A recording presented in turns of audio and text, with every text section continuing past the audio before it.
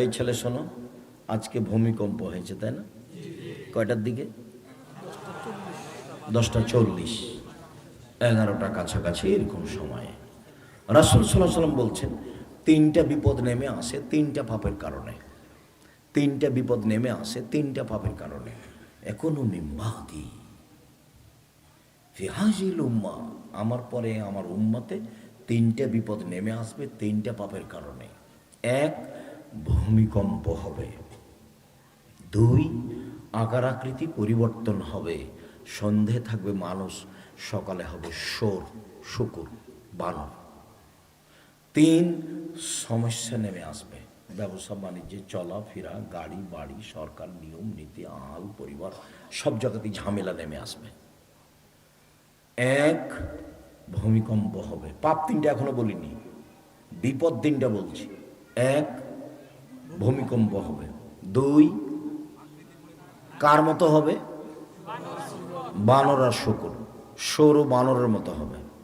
তিন, সমস্যা নেমে আসবে। পাপ এক, এই যে সারেবুল খমুরা, যখন মানুষ নেশাদার দ্রব্য, বিড়ি তামাক জর্দা সিগারেট গুল নেশাদার দ্রব্য খাবে, পান করবে, তখন এই তিনটা বিপদ নেমে আসবে। দুই, জাহরাতিল কায়নাত, মেয়েরা যখন নাচবে, সব মোবাইলে মেয়ে নাচে, প্রায় যত বড় মোবাইল আছে, বড় সাইজের মোবাইল, সব মোবাইলে প্রায় মেয়ে নাচে, সব দোকানে মেয়ে নাচে, সব বাড়িতে মেয়ে নাচে। ভূমি ভাবে যত মনে হচ্ছে প্রতিদিন ভূমিকম্প হওয়ার কথা।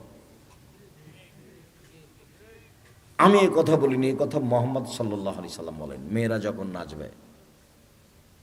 আর তুমি হয়তো কষ্ট পাবা বললে, বিশ্বাস করো, তুমি এখানে ল্যাংটা মেয়ে দেখছো, তোমার বোন ওই ঘরে দেখে, তোমার মা ওই ঘরে দেখে, তোমার বাপ এই ঘরে দেখে। এ বাড়ি হলো বন্যাই সয়লাভ, জেনাতে সয়লাভ, জেনার বন্যায়। আর তুমি যে এইভাবে দেখছো দিন রাতে ল্যাংটা মেয়েটা, তাআলা রাসূল বলছেন, আয়লানা তাজনিনা জেনাহ মন নাজরো, দুই চোখের জেনা হচ্ছে চোখ দিয়ে দেখা। অল ওজনানে জেনাহুল ইস্তেমাও, দুই কানের জেনা হচ্ছে কান দিয়ে শোনা। অলিয়াদ জেনাহাল বাদস, হাতের জেনা হচ্ছে হাত দিয়ে ধরা। রিজিল জেনাহাল বাসি, পায়ের জেনা হচ্ছে এই পথে চলা। জেনাল কালব তাতামানা তাস্তাহি, অন্তরের জেনা হচ্ছে পরিকল্পনা করা। জেনাল লেসানুল উতকো, জিহ্বার জেনা হচ্ছে কথা বলা। তুমি ভালো জানো মোবাইলে কত জেনার কথা বলো। আর বোকা ছেলে, তুমি যার সাথে কথা বলছো, তুমি এটা বিশ্বাস করো, তোমার সাথে যখন কথা বলছো আরো ছেলের সাথে বলে। আর ওই বোকা মেয়ের এটা জানা দরকার যে আমার সাথে যে কথা বলছে আরো মেয়ের সাথে কথা বলে, তার মানে এর স্বভাব খারাপ, এ মেয়ের স্বভাব খারাপ, এই ছেলের স্বভাব খারাপ, এর স্বভাবই গেছে, এর খাসলত বলে কোনো জিনিস নাই। শয়তান, এর খাসলত বলে কোনো জিনিস, স্বভাব ধ্বংস হয়ে গেছে। এর পড়াশোনা কি হবে? কি পড়াশোনা করবে? দিন রাত ল্যাংটা মেয়ে দেখে, বিবেক নষ্ট হয়ে গেছে। যারা এগুলো করছে তারা কিন্তু এগুলো মোবাইল ব্যবহার করে না। আব্দুল্লাহকে জিজ্ঞাসা করে দেখো তোমরা, যখন লন্ডনে খ্রিস্টান ইহুদিদের বাড়িতে ঘুরছিল তখন ওরা এগুলো করেছে, ওরা এগুলো দেখে না। ওরা ওষুধ তৈরি করেছে, আপনার ওই কি ওটাকে বলছে, টিকের মেশিন, আরো যত আপনার ওই করোনার, ওরা ওগুলো ব্যবহার করে না। আপনাকে পঙ্গু করতে হবে সেই জন্য। কত যে পরিকল্পনা আছে, সবচেয়ে সফল হচ্ছে এখন এইটাই, মোবাইলে। আল্লাহ রাসূল বলছেন, পৃথিবীর মানুষ শুনে রেখো, আমার জীবনে বড় ভয়, আমার উম্মত গোপন পাপে লিপ্ত হবে, এটা আমার ভয়। তিনি বলেননি সে গোপন পাপ কোনটা। এই দেখেন, এখন দেখেন, পৃথিবীর মানুষ শুনে রেখো, আমার জীবনে বড় ভয়, আমার উম্মত গোপন পাপে লিপ্ত হবে, সেটাই আমার ভয়। জাতির উদ্দেশ্যে বলে যাচ্ছি, পৃথিবীর মানুষ শুনে রেখো, আমার উম্মত গোপন পাপে লিপ্ত হবে, এটা আমার ভয়। পৃথিবীর মানুষ শুনে রেখো, আমার জাতির উপরে, উম্মতের উপরে তিনটা আশঙ্কা করে গেলাম। এক, আইম্মাতাম মুজিল্লিন, ভ্রান্ত হুজুর, হুজুর হবে ভ্রান্ত, এটা আমার আশঙ্কা, এটা আমার ভয়। হুজুর দিয়ে জাহান্নাম উদ্বোধন হবে, এটা আমার ভয়। হুজুরের নাম কত বড়, আবার লিখছে কোরাইশি। কোরাইশ কাকে বলে চিনে? ওর বাপে চিনে। কি দেখাতে চাচ্ছে ও? এদেশের শতকরা 95 জন বক্তা মিথ্যু। আপনি নিজে প্রমাণ করেন, আপনি খালি বলেন যে মিথ্যুক নয়, তারপর আপনি দেখেন না। শতকরা 98 জন মুফাসসির মিথ্যু। আমার ধারণা আপনি তদন্ত করলে আরো বেশি হতে পারে। কিন্তু আমার ভাঙাচোরা তদন্ত, আপনার তদন্তে আরো বেশি হতে পারে। এগুলো কোরআন ছাপাতে নাই। ওই যে শেষে মিথ্যা দোয়া দেওয়া আছে, একটা 3 লাইনের, একটা 1 পৃষ্ঠা।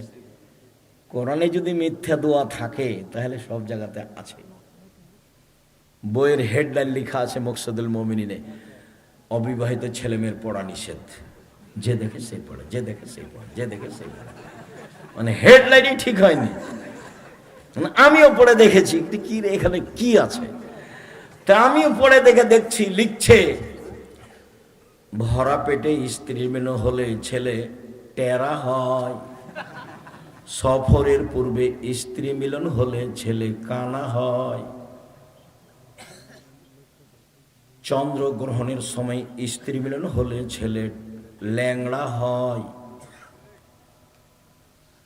এই কথাগুলি দিয়ে পৃষ্ঠা ভরা আছে। শুনুন, এই কথাগুলি সরাসরি কোরআন মাজিদের বিপরীতে এসেছে।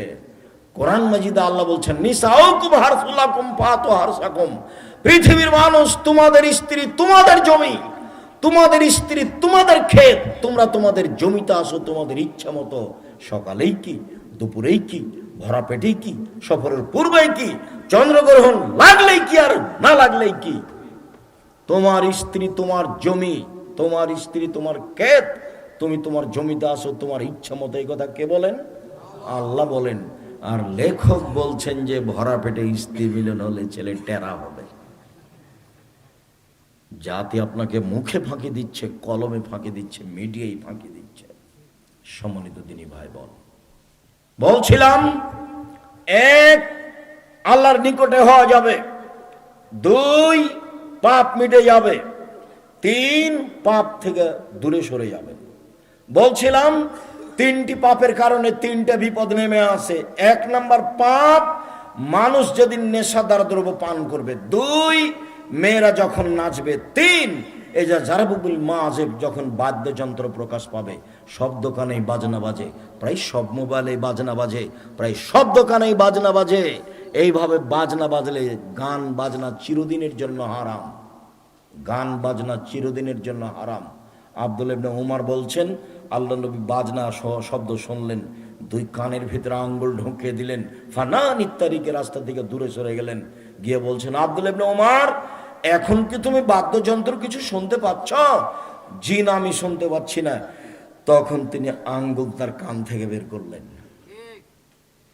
আর আপনার দোকানে গান বাজনার ওগুলো ভাড়া পাওয়া যায়। কে যে আপনাকে এগুলো বুদ্ধি দিল? কি করে খাইতে চাচ্ছেন আপনি জীবনে? দুনিয়া মায়েরে খেয়েছেন, আর কোনো ব্যবস্থা নেই।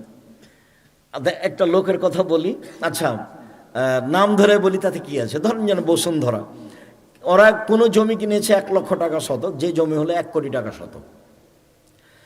তো মরিচের গোড়া বিক্রি করে কি হবে? 1 শতক জমিতে যত টাকা লাভ করবে, মরিচের গোড়া বিক্রি করলে 10 বছরে তত টাকা লাভ হবে না। কিন্তু দেখেন আপনি রাস্তাঘাটে লেখা আছে মরিচের গোড়া বসুন্ধরা, আটা বসুন্ধরা, টিস্যু বসুন্ধরা, মানে উপার্জনের সব পথ ঘিরে ধরেছে। ব্যবসা করলে একটু চিন্তা ভাবনা, ঘুমের ঘরে ব্যবসা করতে হবে। ঘুম থেকে আর এত টাকা গেল কোথায়? মানে ওকে খুব ভালোবাসা দিয়ে ব্যবসা করতে হবে, এবং জীবন বাজি রেখে রিস্ক নিয়ে ব্যবসা করতে হবে, এবং সত্য কথায় ব্যবসা করতে হবে। হার জিত পরে। নবী যে কথা বলেছেন, নবীর সাথে আমি জান্নাতে থাকবই যে কোনো মূল্যে, এই জন্য ব্যবসা করছি। অসহায় মানুষের পাশে দাঁড়াবো এই জন্য ব্যবসা করছি। টাকা দিয়ে জান্নাত কিনে নেবো এই জন্য ব্যবসা করছি। মনটা আপনার বড় হতে হবে এরকম। সারাদিন দিন মজুরি করে থাকেন, 10টা টাকা পাওয়া যায়, সন্ধ্যা হতে শেষ হয়। তবে পথ এটা একটা। সম্মানিত দিনী ভাই বোন, শুনুন, সবচেয়ে নিকটে হওয়া যায়। উমামা বাহেলি বলেন, রাসূল সাল্লাল্লাহু আলাইহি সাল্লামকে জিজ্ঞাসা করা হলো, আল্লাহ নবী বলেন তো সবচেয়ে কোন সময় দোয়া কবুল হয়? তখন আল্লাহ রাসূল বললেন, রাতের 3 ভাগের 2 ভাগ পার হওয়ার পরে মানুষের দোয়া বেশি কবুল হয়। ফরজ সালাতের পরে বসে বসে জিকির আজকার করলে দোয়া বেশি কবুল হয়। ফরজ সালাতের পরে সবাই মিলে হাত তুলে দোয়া করলে বিদাত হয়। তখন তো রাসূলকে অপমান করেছি, আর কবুল হবে কি দিয়ে?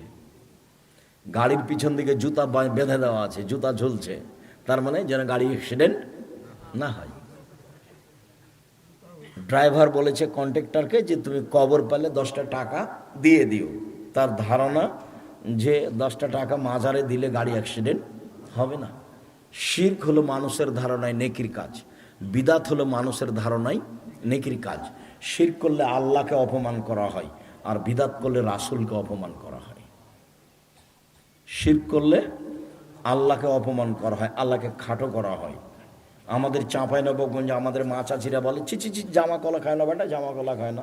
জোড়া কলা খাস না বেটা, জোড়া কলা খেলে যমজ সন্তান হবে। তাহলে আমার মা চাচি বলতে চাচ্ছে যে কলাও সন্তান দিতে পারে। এর নাম শিরক, এর নাম আল্লাহকে খাটো করা। বিদাত ওটা একটা ইবাদত, মানুষের ধারণের নবীকে খাটো করা। সম্মানিত দিনী ভাই বোন, বলছিলাম রাসূল সাল্লাল্লাহু আলাইহি সাল্লাম বললেন, রাতের 3 ভাগের 2 ভাগ পার হলে আল্লাহর সবচেয়ে নিকটে হওয়া যায়। রাসূল সাল্লাল্লাহু আলাইহি সাল্লাম একদা বললেন, পৃথিবীর মানুষ শুনে রেখো, আকরাবু মা ইয়াকুনু রাব্বু মিনাল আবদে ফিল লাইলিল আখির, আল্লাহ সবচেয়ে মানুষের নিকটে হয়ে যান রাতের 3 ভাগের 2 ভাগ পার হয়ে গেলে। মুআয ইবনে জাবাল বলেন, রাসূল সাল্লাল্লাহু আলাইহি সাল্লাম বলেছেন, কেউ যদি অজু করে রাতে ঘুমায়, ভোর রাত্রে যদি উঠে, যা বলবে সেটাই গ্রহণ হবে, যা বলবে সেটাই গ্রহণ হবে। রাসূল সাল্লাল্লাহু আলাইহি সাল্লাম বলেন, কেউ যদি ওই সময়টাই উঠে, রাতে একটা সময় আছে অল্প সময়, সেটা রাতের 3 ভাগের 2 ভাগ পার হওয়ার পরেই হবে।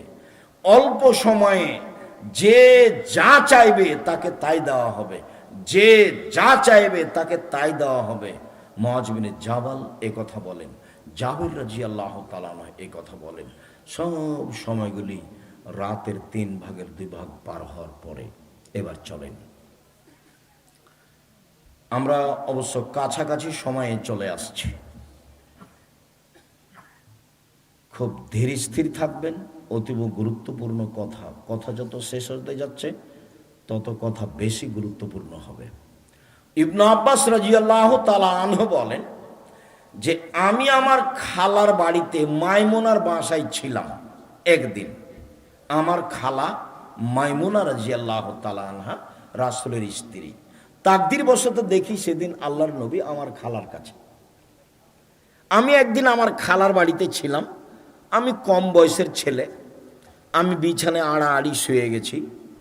তো সেদিন দেখলাম আল্লাহর নবীও আমার খালার কাছে।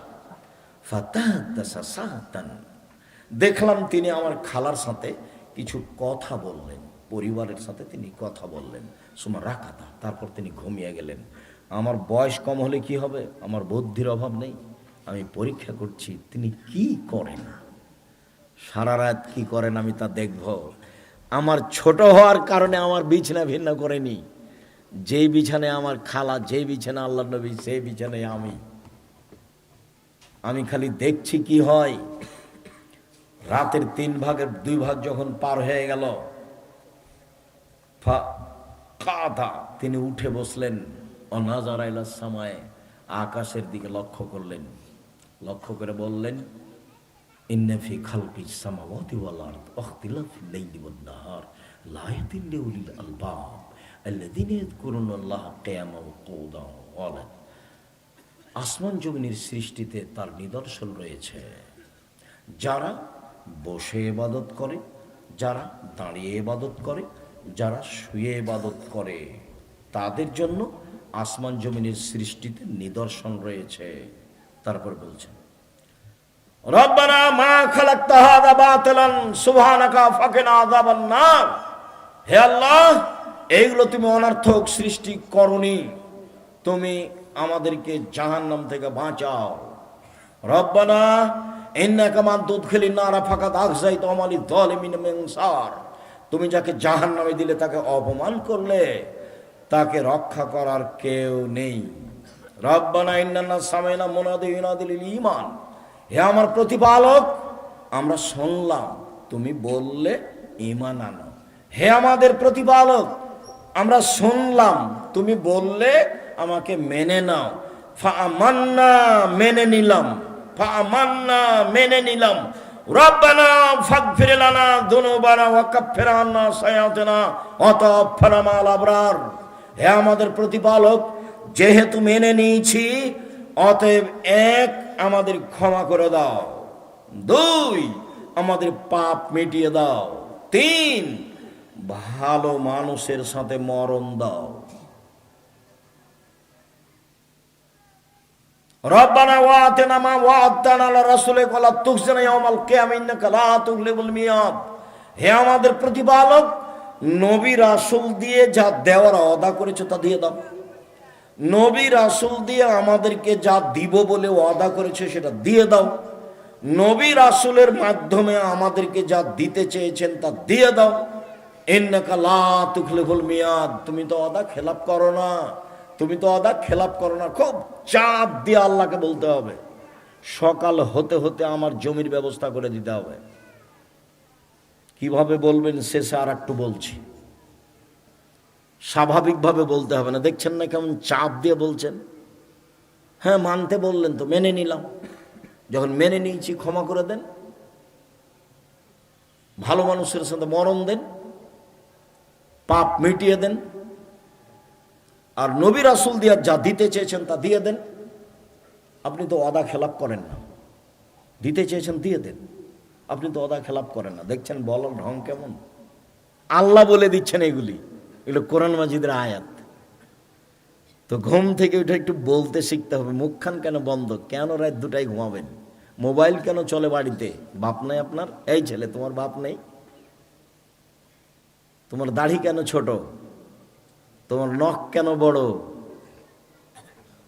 তোমার প্যান্টটা কেন টাকনোর নিচে? তোমার বাপ নেই? তোমার বাপ মরেছে? এই মেয়ে, এই মেয়ে, কথা বলছো কেন? তোমার নখে নেইল পালিশ কেন? তোমার নখটা বড় কেন? তুমি ভুরু তোলে চিকন করেছো কেন? তুমি উঁচু স্যান্ডেল পরে নিজেকে লম্বা দেখাও কেন? ব্রেসিয়ার পরে তুমি কম বয়সের দেখাও কেন? এগুলো সব প্রতারণা। পরচুলা তুমি ব্যবহার করো কেন? খোপা বড় দেখাতে তোমার উপরে অভিশাপ।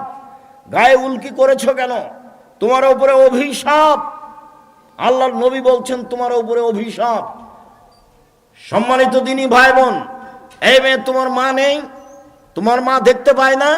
প্রসাব করাতে পারলেই মা হওয়া যায়। পাহারা যে দিতে পারে তার নাম মা। দীর্ঘ 30 বছর থেকে বলে আসছি। জাবের রাদিয়াল্লাহু তাআলা আনহু বলেন, সফর থেকে আসছিলাম, মদিনায় ঢুকবো। আল্লাহ রাসূল বলেন, এই সবাই এখানে থামো, সকালে মদিনায় ঢুকবো। আমি জাবের বললাম, আল্লাহ নবী আমি নতুন বিবাহ করেছি, বাড়ি যেতে অনুমতি দেন। বলতে আল্লাহ রাসূল বললেন, আচ্ছা তুমি নতুন বিবাহ করেছো? কুমারী মেয়ে বিবাহ করেছো না অবিবাহিতা মেয়ে বিবাহ করেছো? বিবাহিতা মেয়ে বিবাহ করেছো?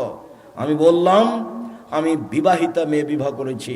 আল্লাহ নবী আমাকে বললেন, তুমি কুমারী মেয়ে কেন বিবাহ করলে না? তুমি তার সাথে খেলতো, তোমার সাথে খেলতো। যাক, রাসূল সাল্লাল্লাহু আলাইহি ওয়াসাল্লাম যা বললেন বললেন। আমি বললাম, আল্লাহর নবী শোনেন, আমার আব্বা উহুদের যুদ্ধে শহীদ হয়েছেন 9 জন মেয়ে রেখে। আমার 9 জন বোন আছে।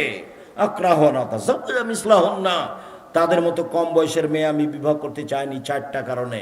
আল্লাহ রাসূল, আমার আব্বা শহীদ হয়েছেন উহুদের যুদ্ধে 9 জন মেয়ে রেখে। আমার 9 জন বোন আছে, আমার বোনদের সমবয়সের মেয়ে আমি বিবাহ করতে চাইনি 4টা কারণে। এক, লিতুআল্লিমাহুন্না, বেশি বয়সের মেয়ে বিবাহ করেছি যাতে করে আমার স্ত্রী আমার বোনদেরকে বিদ্যা শিখাতে পারে। বেশি বয়সের মেয়ে বিবাহ করেছি যাতে করে আমার স্ত্রী আমার বোনদেরকে বিদ্যা শিখাতে পারে। 2, বলে তুআদ্দিবাহুন্না, বেশি বয়সের মেয়ে বিবাহ করেছি যাতে করে আমার স্ত্রী আমার বোনদেরকে শিষ্টাচার শিখাতে পারে। শিষ্টাচার কাকে বলে? তোমার মাথার চুল সামনের ছোট আছে, সেটাই কি শিষ্টাচার? তুমি নগ্ন পোশাক পরে আছো, সেটাই কি শিষ্টাচার? তুমি ফ্যাশন বোরকা পরে এখানে এসেছো, সেটাই কি শিষ্টাচার? দুলা ভাইয়ের কোলে বসে সময় কাটাও, সেটাই কি শিষ্টাচার? বন্ধু বান্ধবকে খাবার তুলে দাও, তার সাথে ঘুরো, এটাই কি শিষ্টাচার? দিন রাত সেলফি তুলো, সেটাই কি শিষ্টাচার? তোমার বাপ নেই? তুমি কি হিন্দুর মেয়ে?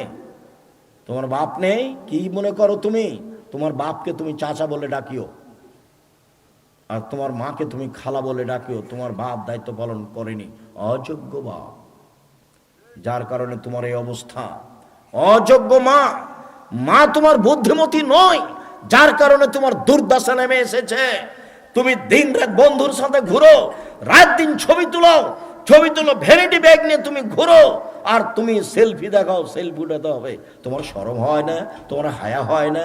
তোমার লজ্জা হয় না? তোমার বাপ বেঁচে নেই? তোমার দাদা বেঁচে নেই? তোমার বংশ মরেছে? তুমি নির্বংশ হয়ে দেশে থাকো নাকি? কি বিদ্যা অর্জন করো তুমি? তোমার বিদ্যাকে কবর দিতে এসেছি। তোমাকে যদি আমি বন্য, বর্বর, অসভ্য, অশিক্ষিত প্রেম প্রমাণ করতে না পারি, আমি আব্দুর রাজ্জাক বিন ইউসুফ জাতির সামনে বক্তব্য দিব না। তোমার বাপকে আমার সামনে দাঁড়াতে বলো, বক্তব্য শেষ হয়েছে। তোমার বাপকে আমি মাটিতে মিশিয়ে দিতে পারি, আমি এই জন্য এসেছি। তোমার মাকে আমি মাটিতে মিশিয়ে দিতে পারি। তোমার মা জানে না শিষ্টাচার কাকে বলে, তোমার মা জানে না বিদ্যা কাকে বলে, তোমার মা জানে না পরিপাটি কাকে বলে, তোমার মা জানে না পাহারাদার কাকে বলে। নবী তোমার মাকে বলেছেন পাহারাদার, আমি বলিনি এই কথা। মুহাম্মদ সাল্লাল্লাহু আলাইহি সাল্লাম নিজে বলেছেন, পৃথিবীর সবচেয়ে বড় মানুষে বলেছেন। সম্মানিত দিনী ভাই বোন, 1 মিনিট, এই ছেলে দেখো তো 1 মিনিট, বাপ কাকে বলে, পিতা কাকে বলে দেখো তো। পিতা কাকে বলে? এরই নাম পিতা, এরই নাম বাপ। আব্দুর রাজ্জাক সাহেব বলেন না দেখি বাপ কাকে বলে। দেখেন না আপনি, আপনাকে আমি দেখাচ্ছি। হাদিস বুখারী মুসলিম। আয়েশা রাদিয়াল্লাহু তাআলা আনহা বলেন, আমরা সফর থেকে আসছিলাম, গলার হারটা হারিয়ে গেল, খুঁজে পায় না।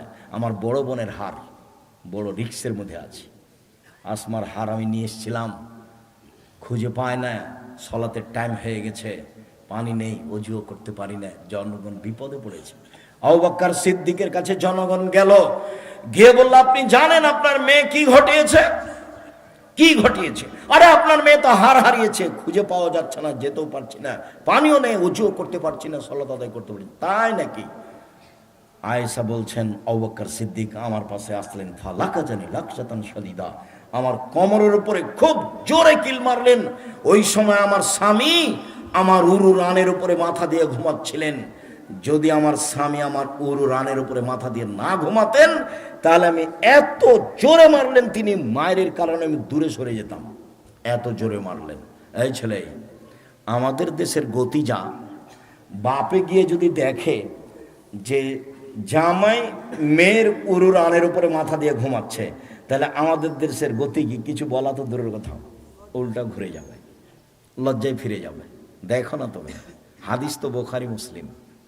একবারে কয়েক কিল মারলেন এই কোমরের উপরে,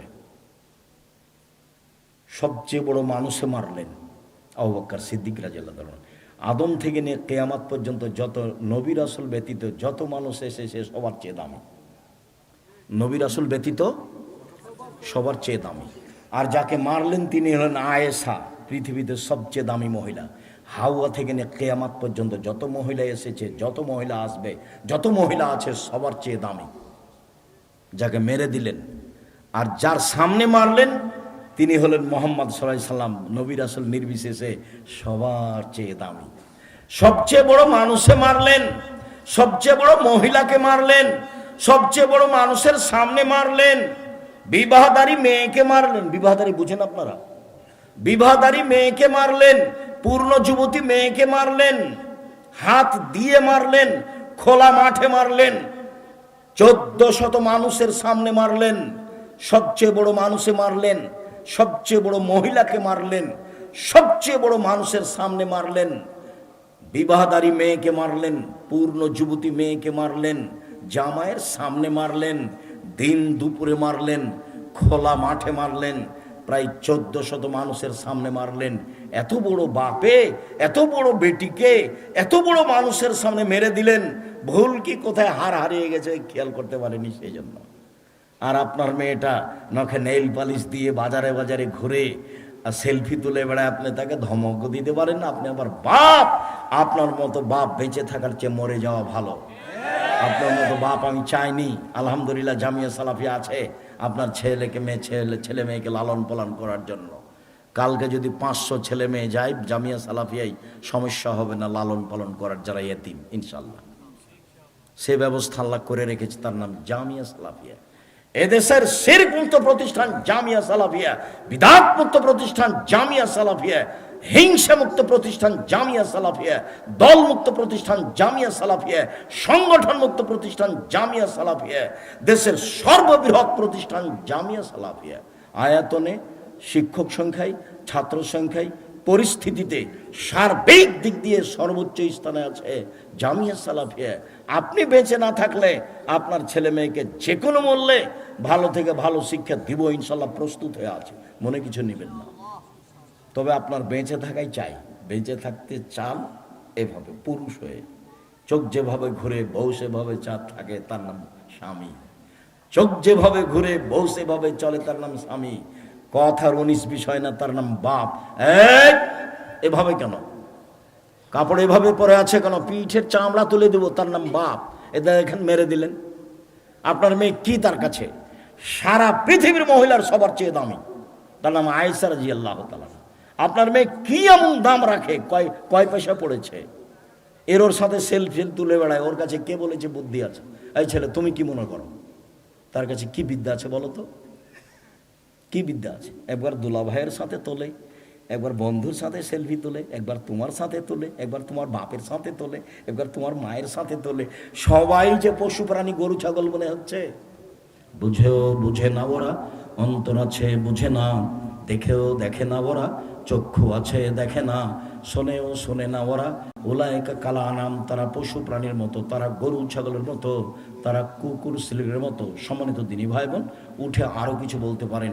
আজকের শেষের দিকে চলে এসে অন্তত 2 রাকাত সালাত, 8 রাকাত না পারলে অন্তত 2 রাকাত স্ত্রীকে জাগিয়ে রাতে 2 রাকাত সালাত আদায় করেন, সুন্দর করে ওযু করে।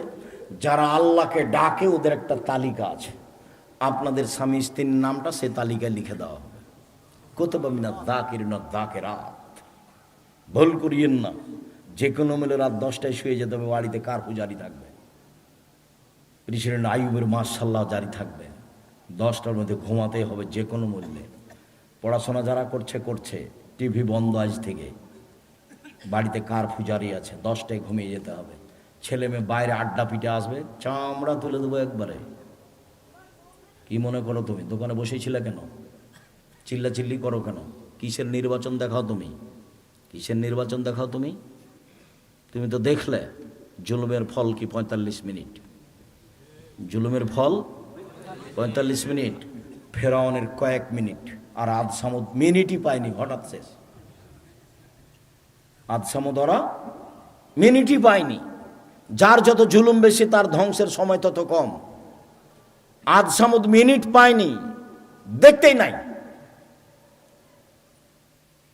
আর ফেরাউন কয়েক মিনিট, এ ডুবলো মূল্য 2-1 মিনিট হতে পারে। জুলুমবাজি করে, ক্ষমতা দেখিয়ে, দলীয় দাপট দেখিয়ে, মানুষের মান সম্মান হানি করে, মানুষকে জেল হাজতে দিয়ে সফলতা অর্জন করার চেষ্টা করিও না, ভুল হিসাব। এর জন্য তোমাকে অপমান হতে হবে নিশ্চিত। মানুষের পিছনে পড়ো না, ধন না ধরে মানুষের পিছনে দৌড়ায়ও না, ভুল হিসাব তোমার। এই ছেলে, নিজে উপার্জন করো, নিজে খাও, ভালো করে ভালো মেধায় পড়াশোনা করো। মোবাইল বড়টা তোমার হাত থেকে বাতিল।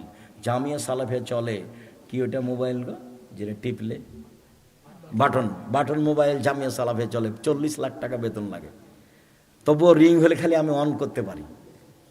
রিং হলে কি করতে পারি? অন করতে পারি। বহুদিন আপনি বলেছেন আপনার সাহেব নামটা একটু সেভ করে রাখেন, কিন্তু কি করি আমি যে পারি না, যার কারণে আপনার নামটা আমি সেভ করে রাখিনি। আমি আব্দুল্লাহর নাম্বার আপনি জানতে চান, তখন আমি বলতে পারি না। আব্দুল্লাহর নাম্বার আমার জানা নাই, খালি আব্দুল্লাহর মায়ের নাম্বারটা জানা আছে, ছেঁচড়া মেচড়া করে কোন রকম করে। সম্মানিত দিনী ভাই বোন, যেটা আপনার ক্ষতি করছে সেটা আপনি ছেড়ে দেন। আপনি আপনার দিনী ভাই, আপনাকে আমি ভালোবাসি, আপনার ছেলে মেয়েকে ভালোবাসি, আমি আপনার আহাল পরিবারকে ভালোবাসি।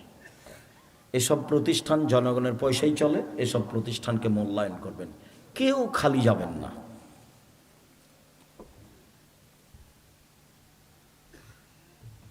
তোমরা যাও, ভিতরে যাও, তোমরা কেউ উঠে যাও না। আমি শেষ কথাটা বলি, তোমরা ছেলেরা যাও, কেউ খালি হাতে সামনের ছেলেটাকে পাঠাবেন না। 500 টাকা হোক, 200 টাকা হোক, 50 টাকা হোক, 10 টাকা হোক, মানে প্রত্যেক দিন সকালে 2 জন ফেরেশতা নেমে আসে। একজন বলে যে যতটুকু দিল তুমি তার ততটুকু পূর্ণ করে দাও, আর যে যতটুকু দিল না তুমি তার ততটুকু ক্ষতি করে দাও। তো যখনই আমি জামিয়া সালাফের জন্য সহযোগিতার কথা বলি জামিয়া সালাফে, তখন আমি আগে নিজেরটা দিয়ে শুরু করি। যাই 10 টাকা দিই, আমি তো কিছু রুজি করি, ভাঙাচোরা টুটা ফাটা, সেখান থেকে দিয়েই শুরু করি। সম্মানিত দিনী ভাই বোন, যারা আপনারা এখানে আছেন স্টেজ সহ মাঠে, কেউ বঞ্চিত থাকবে না। 200-500 আমি শেষের কথাটা বলবো, সেটা হলো কিভাবে আল্লাহর কাছে চাইবো, সেটা শেষে চলে এসেছি। আর যাওয়ার সময় ওই আব্দুল্লাহর বই আছে, আল্লাহর পথে যাত্রা, নতুন যেটা বই বের হয়েছে। রাসূল সাল্লাল্লাহু আলাইহি সাল্লাম দেখতে কেমন ছিলেন, ওটা আব্দুর রহিমের। আর উপদেশ বই আছে, যা কিছু বক্তব্য দিই সব উপদেশে আছে। আর যদি নামাজ শিক্ষা বইটা থাকে আমার, আমি চেষ্টা করেছি মানুষ হিসেবে হুবাহু রাসূলের কথা দিয়ে সালাত শিক্ষা, নামাজ শিক্ষা, কোনো জায়গাতে নিজের একটা বাক্য পরিকল্পনা আমি নিজে কিছু করিনি। আর আল ইতিসাম পত্রিকা 50টা প্রশ্নের উত্তর থাকে, কেউ ছেড়ে যাবেন না। আর এই ছেলে ধীরে হাঁটো, দৌড়াচ্ছ কেন তুমি? আপনার কাছে 10 টাকা না থাকলে কারোর কাছে নিয়ে দিবেন। আর আমি 10 টাকা বলি, 10 টাকায় দিবেন এটা নয়, এখনই গিয়ে তো আপনি বসলে 50-100 টাকা খরচ হবে। তো মনটা বড় করে দিবেন। মেয়েদের ওখানে যারা আছেন আপনারা, এই মেয়েরা শোনো, তোমরা উঠো, তোমরা মেয়েদের মহিলাদের কাছে যাও। সম্মানিত দিনী ভাই বোন, এইসব কওমি প্রতিষ্ঠান আমি ভালোবাসি। আর এদেশের বিত্তশালীদেরকে বলি যে আপনারা এইসব প্রতিষ্ঠানকে মূল্যায়ন করেন, দিন টিকে রাখার এটাই মাধ্যম।